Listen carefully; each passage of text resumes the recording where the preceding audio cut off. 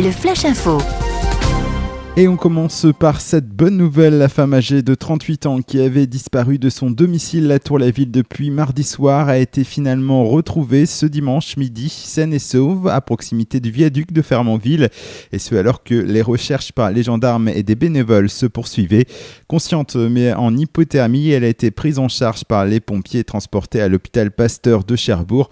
Pour l'heure, on ne sait pas ce qui s'est passé pendant ces 4 jours.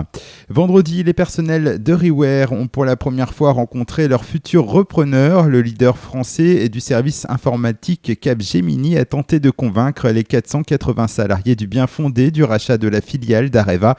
Pour rappel, en juin dernier, Areva avait annoncé au syndicat un projet de cession expliquant que le positionnement de ReWare sur le marché ne permettait plus d'assurer la pérennité des activités et des emplois. Capgemini s'engage à maintenir les effectifs pendant 2 ans. Entre 1000 et 1500 personnes ont manifesté ce dimanche à Caen contre la TVA à 20% appliquée au centre équestre. La mesure a été officialisée la semaine dernière au journal officiel.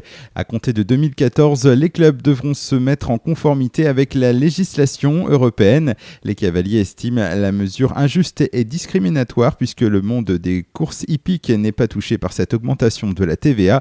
Les centres équestres redoutent une diminution de 20 à 25% du nombre de pratiquants. La dernière session de l'année aux Assises de la Manche commence aujourd'hui. 4 affaires seront évoquées jusqu'au 29 novembre. Le premier procès est un procès en appel. Pendant 2 jours, les jurés feront face à un homme de 29 ans.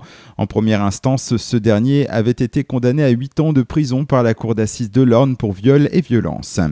Et puis football, il y avait de la Coupe de France ce week-end avec le 7e tour de la compétition. Concernant les clubs manchois, Avranches se qualifie en s'imposant 3-1 contre Matoury, une équipe venue de Guyane. Ça passe aussi pour Cherbourg qui se déplaçait hier à Thoiré-sur-Loire, score final 3-0 pour les Bleus. En revanche, Tour-la-Ville, club de DSR, a été battu logiquement 2-0 par Vannes, une formation de nationale.